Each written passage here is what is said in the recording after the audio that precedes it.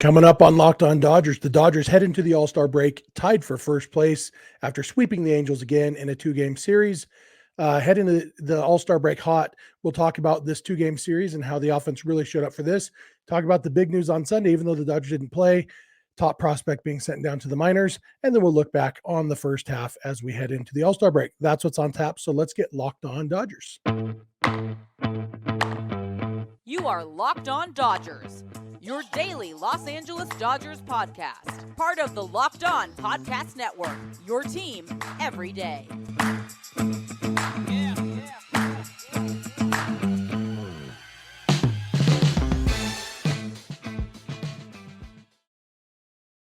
Hey, Dodger fans, this is Locked On Dodgers, part of the Locked On Podcast Network, your team every day. Thank you for making Locked On Dodgers your first listen every weekday morning. Remember, this show is free and available on all podcast platforms and on YouTube simply by searching for Locked On Dodgers. Or even better, go ahead and subscribe wherever you're watching or listening right now. Then you can be an everydayer just like we are. If this is your first time with us, I am Jeff Snider. My co-host is Vince Samperio. We are doing a split episode today, so it'll be me for the first half, Vince for the second half. Vince and I are both lifelong Dodger fans just like you are. We've also both spent time covering the Dodgers in the press box and the locker room. So we're not quite insiders, but we're bringing you the smart fans' perspective on our boys in blue every weekday morning. This episode is brought to you by Sleeper. Swing for the fences on Sleeper picks, and you could win up to 100 times your money. Download the Sleeper app and use promo code LOCKEDON, and you'll get up to a $100 match on your first deposit. Terms and conditions apply. See Sleeper's terms of use for details. Currently operational in over 30 states. Check out Sleeper today. And the All-Star break has officially begun. The Dodgers had Sunday off. Most teams played on Sunday, but for whatever reason, the Dodgers and Angels finished their series up on Saturday night. And so their All-Star break started a day early, but now the All-Star break has started for everybody. It's now Monday, July 10th. Home Run Derby is later today. The All-Star game is tomorrow. Dodgers play again on Friday. So we've got several off days, but heading into the All-Star break, the Dodgers finished off the first half of the season as well as you could have hoped. After that one disappointing loss to the Pirates, Dodgers have won 4 in a row heading into the break. And all in all, the big news is they're tied for first place. The D-backs lost on Sunday. So now the Dodgers are tied with the D-backs, actually percentage points ahead because the Dodgers have played 2 fewer games. And so Dodgers are actually ahead of the D-backs in the loss column. They have, tied in games back, percentage points ahead. And, we'll see what happens in the second half. The Dodgers have a tough schedule coming in. The Mets, Orioles, and Rangers on a long road trip. And then the Blue Jays and Reds after that at home. So it's not going to be easy. But the good news is the Dodgers are playing really well right now. Hopefully this All-Star break lets them get rested. And when the Dodgers swept the Angels a couple weeks ago, both games were 2-0, and they were very tight, very close, very stressful. These games were a lot less stressful. The Dodgers outscored the Angels 21-9 in the 2 games, and it wasn't really even that close. The Dodgers were up 8-0 on Saturday. The Angels ended up scoring 5 runs, but they were never within 5 runs in the game. And on Friday, at one point the Dodgers went up 4-0. It was 4-3 at some point, but then they blew it out. And so really kind of what you would hope for in this series, the offense really showed up. Freddie Freeman has homered in 3 straight games. Mookie Betts hit yet another leadoff home run on Saturday after hitting 2 home runs on Friday. Let's see, all 4 position player all-stars homered on Friday night. 3 of the 4 homered again on Saturday. 5 home runs in each game. Like, the offense really, really showed up this weekend. And you can make arguments, but the game on Saturday was against Reed Detmers, who shut the Dodgers down when they faced him a couple weeks ago. Probably second best start of his career. He's a good pitcher, and they just put a beating on him. And same with Griffin Canning on Friday. They got him out of the game in the 3rd inning. And and Tony Gonsolin was really efficient. It was just really what you would hope for in these 2 games. I don't like stress. I would love it if the Dodgers just blew out their opponent every time. Obviously, that would have to continue through October. That's my ideal season, just enjoying the wins, not being stressed about it. That's not realistic, but it was nice to get a couple of those this weekend. I actually Didn't watch Saturday's game live. I went to see a movie. My wife and I, try to go on a date once in a while. We went and saw the new Spider-Verse movie, and I realized the last time I skipped a Dodger game to go see a Spider-Man movie in the theaters, Cody Bellinger hit for the cycle his rookie year in 2017, and so I was hoping, turned out Shohei Ohtani almost hit for the cycle in this game, but it would have been a losing cause, so that would have been okay. Although he did come up with bases loaded his last time up. So if he had gotten the double he needed, probably would have driven in 3 runs, at least 2 runs, but Dodgers still would have won. So I guess I'm glad Ohtani didn't hit for the cycle, but I'll take 5 home runs and a big win. I actually don't tell anybody, but I pulled my phone. I had the brightness turned all the way down, but midway through the movie, I found myself thinking about the Dodgers. So I just pulled it out and they're up 8-0. And that allowed me to just turn it off and enjoy the movie, which was great. And then I did come home and watch the whole game because, I want to watch the Dodgers. But it's my kind of game. When you go up 8-0, you don't got to stress about things. So I appreciate the offense showing up this weekend and really sending the Dodgers into the All-Star break on a high note. Sometimes, you don't want the All-Star break to come because you're hot. This time, even though the Dodgers are hot right now, I think the All-Star break comes at a good time. Their starting pitching did well. They got 7 innings into the 7th inning. How many innings did they get from Tony Gonsolin the other day? I know he was really efficient. I'm pulling it up. He went 6 2/3. That's right. And allowed 4 runs, so it wasn't like an elite game, but he was very efficient and went 6 2/3. So then they used Alex Vesia just to strike out Shohei Ohtani. They Brusdar Graterol for an inning and Ryan Brazier for an inning. And then on Saturday, they almost got through without having to use Evan Phillips at all, but not the end of the world. He hadn't pitched in a few days, and he's not going to pitch for the next several days. So he did come in and get the last out of the game when Brian Hudson started to struggle, but they got Vesia was the opener. He pitched an inning. Michael Grove went 6 innings, and like Gonsolin allowed 4 runs. And I've made this point so many times on this podcast: 6 innings and 4 runs allowed. I'll take that every time with this Dodgers offense. That will lead to a lot of wins. It's not great as far as ERA goes. 6 innings and 4 runs is a 6 ERA, but you know what? It's going to get you a lot of wins if your starter can give you 6 innings and allow 4 runs. Brian Hudson went 1 2/3, allowed just 1 run, and then Evan Phillips closed it out with 2 runners on, got a strikeout to end the game. And it was, now they head into the All-Star break and get fully rested. And like I said, the schedule coming out of the break is tough. And so there's no days, 1 day off in this road trip. They have a day off after the between the Orioles and the Rangers series. So 6 games straight out of the break and then a day off. And so having a fully rested bullpen is going to be helpful. Having fully rested offense is going to be helpful. Chris Taylor should be back. He started a rehab assignment this weekend. I'm actually going to talk more about Chris Taylor in just a minute in the second segment, because there was some other news on Saturday. Somebody who we expected to be a big part of this team got sent down to the minors. So I will come back and talk about that in just a minute. I want to thank you for making Locked On Dodgers your first listen every weekday morning, and please keep it Locked On Dodgers.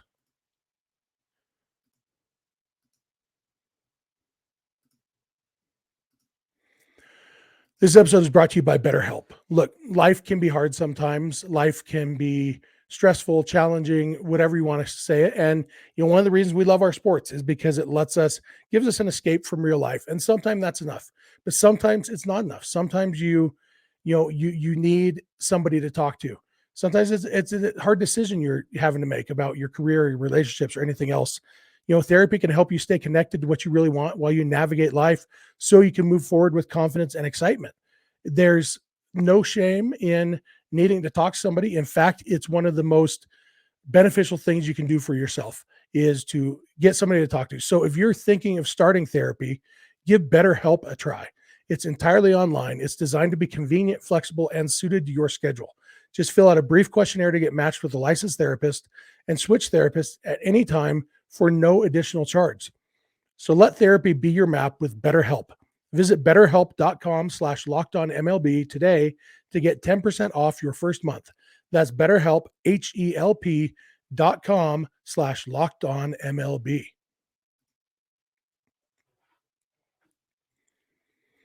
All right, I am back. I want to thank you for making Locked On Dodgers your first listen every weekday morning. I want to remind you, you can catch every Dodger game live, the hometown Dodgers radio feed on Sirius XM or the SXM app. Just launch the app, search for Dodgers. You can also listen to this podcast on the SXM app by searching for Locked On Dodgers.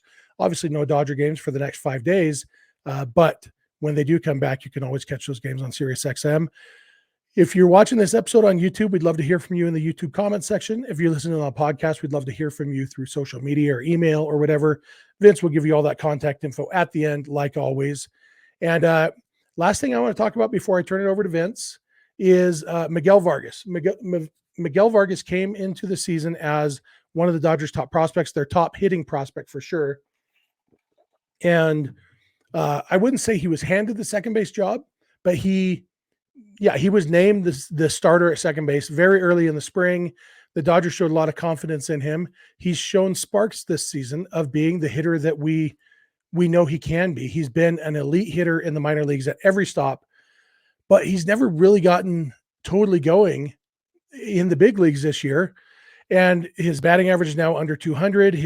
And he's not making up for it with, he has more walks than you might expect a guy batting under 200 to have.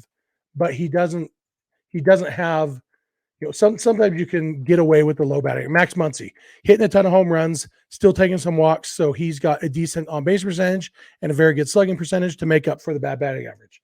Miguel Vargas is, he has a 305 on base percentage. So yeah, he's taking some walks, but 305 is still bad. And so it's not good enough. And his slugging percentage 367, which gives him a 672 OPS or an 80 OPS plus. So 20% worse than league average.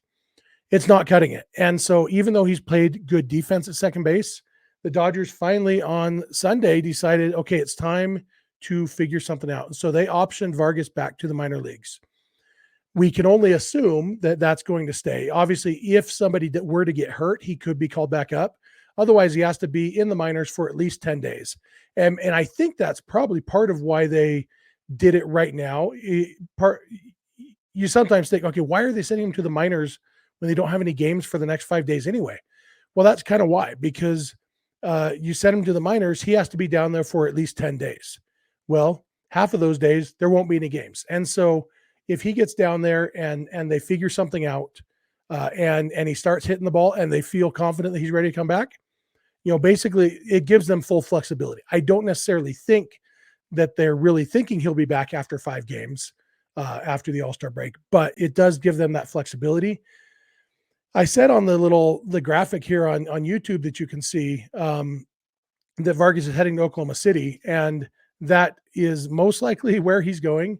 And that is where he was optioned to. I don't think it would be crazy to think he might spend some time at Camelback Ranch, but he could do that even during the All-Star break. Maybe they'll send him there to work on some things with the coaching staff and then send him to Oklahoma City. We'll have to see what happens, but it's a little bit surprising, but also not at all surprising that the Dodgers felt the need to kind of pull the trigger on this move right now and say, all right, Vargas, we need the good version of you or no version. Vargas has lost a lot of playing time. Mookie Betts has been playing a lot of second base lately, and it'll be interesting to see what the Dodgers do with Vargas in the minors. Does that just mean Mookie's playing even more second base? Chris Taylor will be coming back. Like I said at the end of the last segment, Taylor started a rehab assignment, and so if he's ready, I'm right now I'm kind of going on the assumption that he will be the corresponding roster move by the time the Dodgers start games again on Friday, that Chris Taylor will take that open spot on the 26-man roster. Don't know that for sure, but that seems like the safe assumption. We're also kind of getting close to the point where trades could be realistic. Our buddy Pat Dwyer sent us a message throwing out the name of Jeimer Candelario. Jamer. Yeah, there used to be a guy named Reimer something, and Jamer is spelled the same way, but with the J instead of an R, but it's Jamer. Anyway, he is a third baseman for the Nationals, and he's a pretty good defensive third baseman, and he's a pretty darn good hitter. He's got a 125 OPS plus this year. Kind of interesting. He actually hits righties better than lefties this year. He's been very good against righties and actually below average against lefties, but for his career, his splits are actually pretty even. He's a solid hitter. And like I said, a good defensive third baseman. We know that Max Muncy has played plenty of second base in his career, and so they could go with Max Muncy back at second base if they traded for a guy like Candelario. Interesting name to throw out. And Candelario, he's a free agent after this year. He's not a huge star, and he's not making much money. And so, I don't think he would cost a ton if the Dodgers wanted to go that route. Obviously, the Nationals aren't going anywhere this year, and so Candelario makes sense as a guy to be traded. I've enjoyed watching him when I've seen him, the Dodgers playing against them. He's a good hitter. I don't know how much he fits the Dodgers mold. He doesn't walk much at all. Not like D Gordon low levels, but he doesn't walk much. He strikes out not a ton. But it's I think he'd be a decent upgrade, or a decent option anyway. Something to think about. So I appreciate Pat throwing out that name. It's July. And so guys like that, the Dodgers could be looking at different options to trade for, to fill some holes. And, a guy like Candelario makes sense just because he's not making a ton of money. He's not, if it doesn't work out, that's not the big a deal because he's not going to cost you that much. We'll see. I don't know if that's even on their radar. Obviously, the draft is happening right now. The Dodgers had their first 2 draft picks on Sunday evening. We'll talk more about the draft in coming weeks as we get to know these players a little bit better. But Vargas going to the minors is definitely an interesting development, and it will be an interesting start to the second half of the season it'll be a slightly different looking team. And we'll see how that goes. Hopefully Vargas can get things figured out in the minors because I love Miguel Vargas. I am high on him as a hitter. Obviously he hasn't shown it this year in the big leagues, but I do believe that he is going to be good, and it's just a matter of when. So hopefully they can get him going and get him back, and he could be a big contributor this year. But I'm glad that they pulled the trigger on this now because they do need all the offense they can get, and he has been a little bit of a black hole in the lineup lately. So that's about all I have for today. Vince is going to talk to you a little bit, kind of looking back on the first half as the Dodgers were in first place for a while, and then they were dropped down a second, and now they've snuck back into a tie for first place heading into the All-Star break. So Vince will be here to talk with you about that. Coming up this week, I think we'll be doing another split episode tomorrow. I will be solo on Wednesday morning because Vince is covering the All-Star game, and then he's heading to Miami. But the last 2 episodes of the week, we should be together. So going to be plenty of time for listener mailbag. If you have any questions, shoot those over. And Vince will give you all that contact info at the end. So anyway, let's turn it over. Vince will be with you in a minute. Today's episode is brought to you by Sleeper. If you want the chance to win more money with less picks, head to Sleeper, where you can win 100 times your money on just 2 or more fantasy baseball picks. Over the weekend, if you had picked Mookie Betts or Freddie Freeman or JD Martinez to homer, you would have won yourself some money. If you had picked Will Smith on Friday night, you would have won yourself some money. If you would have picked all 4 of them on Friday night, you would have won yourself even more money. So go check out the Sleeper app where you can win 100 times your money on daily fantasy baseball. Sleeper is now offering that 100-time payout for up to 8-pick contests. So choose as many as 8 players that you like and pick more or less on your favorite baseball stats like home runs, strikeouts, hits, and more. Get your picks right and you could win big. Like I said, if you would have picked the Dodger All-Stars to all homer together on Friday night, you would have won 4 times whatever you put down times 100 on that payout, because you would have been a big winner because all of them homered on Friday. So go check out the Sleeper app right now. Look at it. Make your picks as the time comes on. Mookie Betts, Freddie Freeman, those are always guys to pick. But you can also pick people to strike out. You can also pick people to get hits. There's a lot of different things you can go. So go check it out right now. Entries can be made in 30 seconds or less. It's that easy, and there's safe and fast withdrawals when you do hit that big win. So use the promo code Locked On, and you also get a $100 match on your first deposit. Terms and conditions apply. See Sleeper's terms of use for details. Currently operational in over 30 states. Check out Sleeper today and go make some money.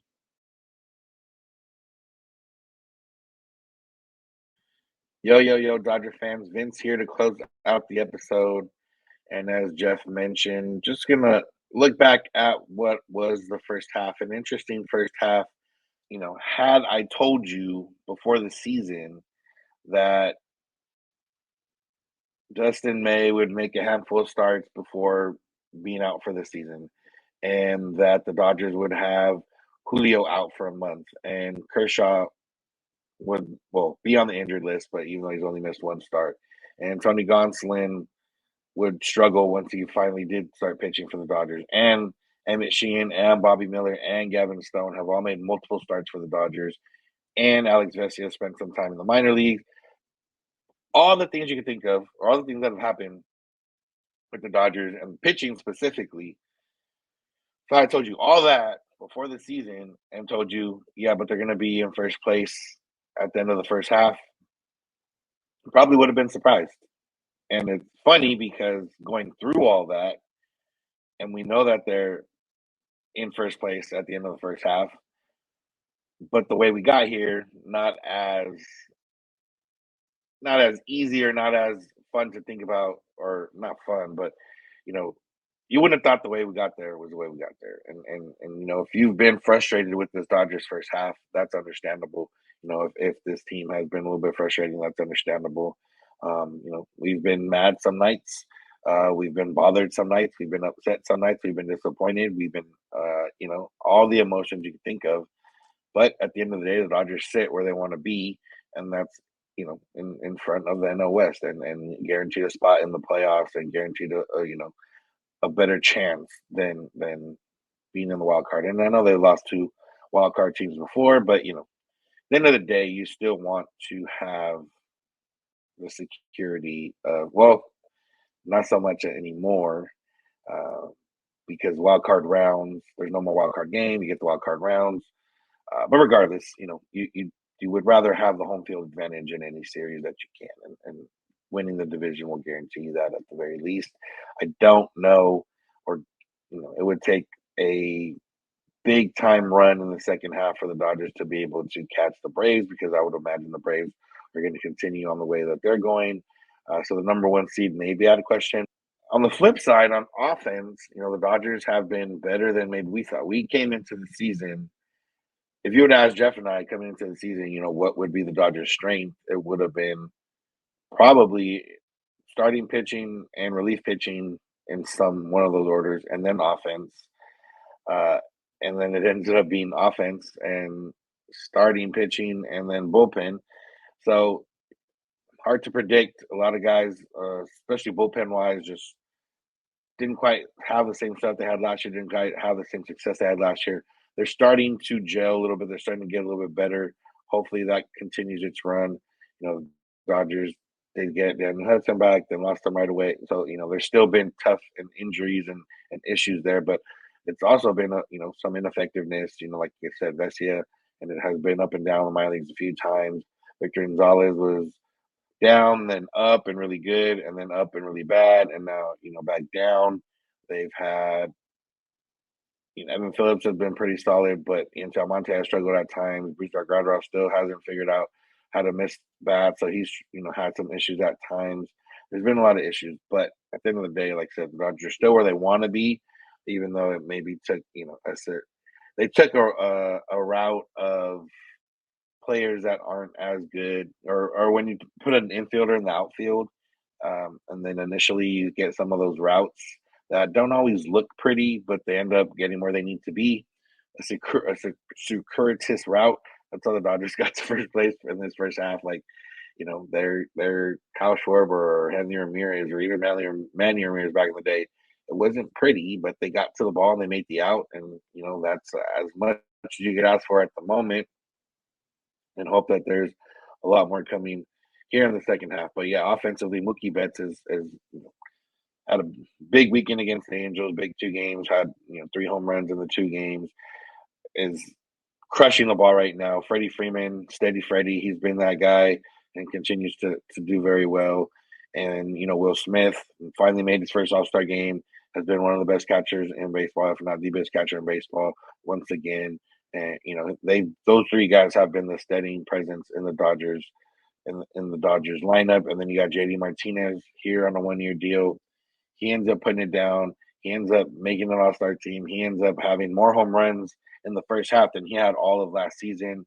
He's been really great for the Dodgers. So those four guys have been, the stability in the Dodgers lineup. And then you got Max Muncy, who's had a little bit of a yo-yo year, up and down, up and down, up and down in terms of being effective. He had that, started off slow, added that hitch back to his mechanics, went on a hot tear, was leading the majors in home runs for a while, and cooled back down a little bit. And then, this last week or so, picked back up, was back to hitting some home runs. So if he can bring that into the second half, and that Dodgers top five is pretty lethal in terms of offense. And then, the back half of the lineup has been a mixed bag as well. It's been similar to the pitching side where you didn't know where you're going to get. Now, David Peralta, Jason Hayward have been really huge, especially as of late.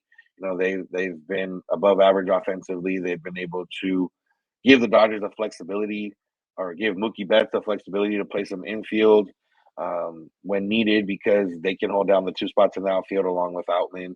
So, that's been ideal for them. James Outman was hot. Won Rookie of the Month the first month, OPS in almost 1,000.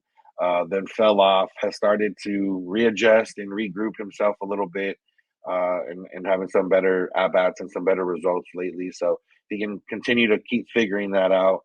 The Dodgers are good in that sense.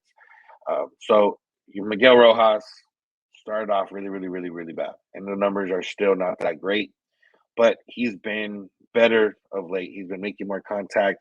He's been at least providing a threat at the plate, which is at this point, with what he brings defensively, if he can just bring a threat at the plate, that's, almost more than you can ask for out of him. He was supposed to be a guy that played once or started once or twice a week.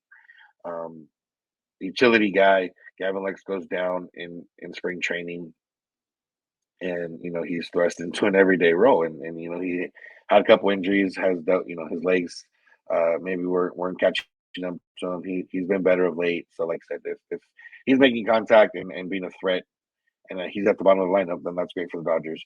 And then we've had obviously the cavalcade of everyone else.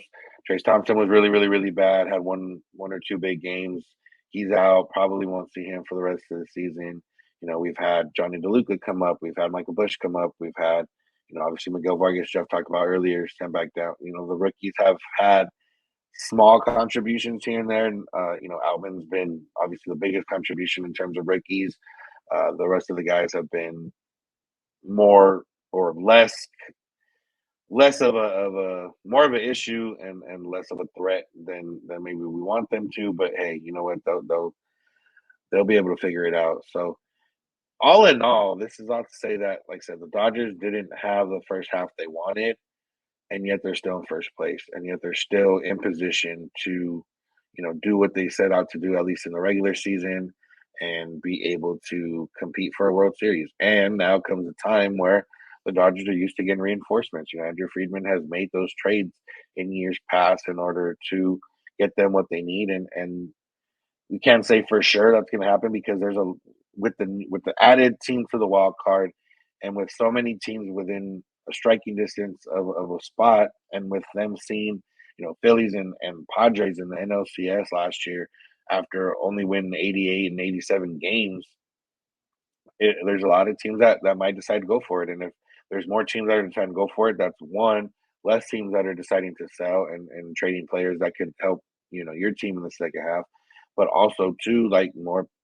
people on the market. So that makes the price go up. And, the Dodgers, while they know they can compete for a World Series, like for a guy that's not a bona fide ace or a bona fide number two starting pitcher, do you want to give up a lot of guys or a lot of prospect talent for somebody that, is not going to make you put your team over the top, but just going to help your team? Now, the Dodgers do need guys. They do need innings, almost a little, not more than, like ace innings, but they do need innings. So that, I can see them get an innings eater type pitcher, and then try to go for a big name pitcher, an infielder or a hitter that can handle left-handed pitching, but that also is just a good hitter in general. Doesn't matter if he's outfield, doesn't matter if he's up the middle. because Mookie Betts helps you with that versatility. If they get somebody that's an outfielder, Mookie can play more infield. If they get somebody that's infield, Mookie can stay in the outfield. So there's a lot of options. There's a lot of ways to go about it. And it's been at the end of the day, fun first half, and look forward to the second half. Look forward to this All-Star festivities the next couple of days, and then we'll get into looking ahead at the second half, looking back at the draft and everything else. So that's gonna do it for today's episode. Thank y'all for listening. Thank you for making Locked On Dodgers your first listen of the day. Make sure to find us wherever you find podcasts and on YouTube. Remember, you can find us there. You can tell your friends you can win them every day or by listening every day. You can also find us on SiriusXM or the SXM app if you search Locked On Dodgers. That's how you can find the home broadcast for any Dodger game if you search for Dodgers. We're on social media, Twitter and Instagram at Locked On Dodgers. Jeff is on Twitter at Snider. I'm at Vince Samperio. DMs are open on all those accounts if you need to get a hold of us. You can also get a hold of us via email, lockedondodgers@gmail.com, or via voicemail text at 323-863-5625. We're here every weekday morning, and we hope you'll be with us. When you get in your car, if you're at home, tell your smart device play podcast, Locked On Dodgers. And remember, you don't have to agree. You just have to listen. Have a good one.